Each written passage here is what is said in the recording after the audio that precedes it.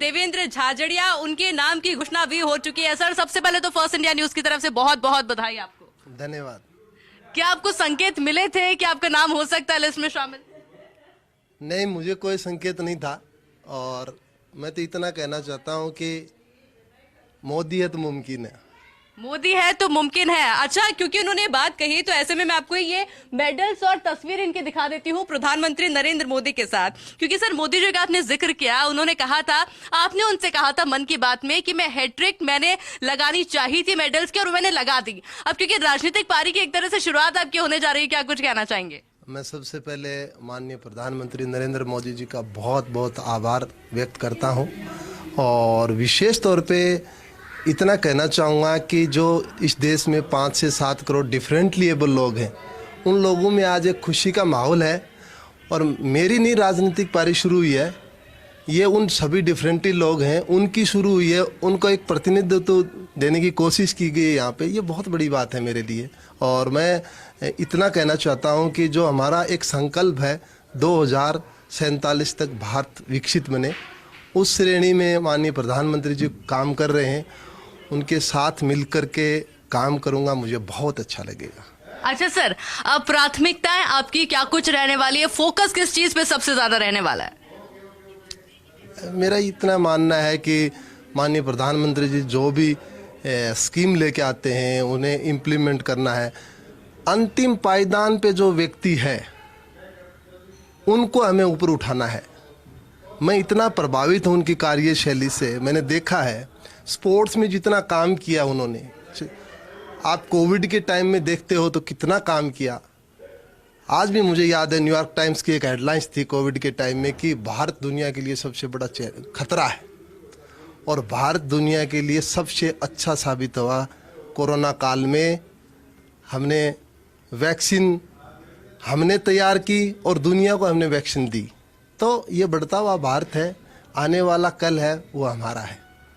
अच्छा सर, क्योंकि जब से आपके नाम की चर्चाएं थी तब से युवाओं के अंदर और खास तौर पर खिलाड़ियों के अंदर काफी ज्यादा उत्साह था। और अभी जब हम बात भी कर रहे थे तब आपने कहा था कि खिलाड़ियों के लिए कुछ करना है, क्योंकि आप तो उनकी समस्याओं को भी समझते हैं कि क्या क्या चैलेंजेस उनको फेस करने पड़ते हैं। किस चीज पर फोकस आप खिलाड़ियों को लेकर रखेंगे और युवाओं के लिए क्या कुछ कहेंगे? नहीं, बिल्कुल युवाओं में एक बहुत बड़ा उत्साह है माननीय प्रधानमंत्री जी के प्रति। उनका जो विजन है युवाओं के प्रति है। आज भी मुझे याद है जब मुझे पद्म भूषण मिला था अवार्ड, तो माननीय प्रधानमंत्री जी ने कहा था कि देवेंद्र, मैं ये देखना चाहता हूँ इस देश का युवा मुझे उदास नजर ना आए। तो इतना बड़ा विजन है हमारे प्रधानमंत्री जी के पास। आने वाला समय भारत का है, मैं तो ये कहना चाहता हूँ।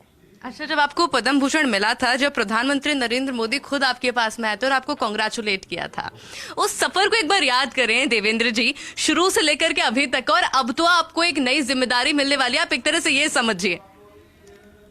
बिल्कुल,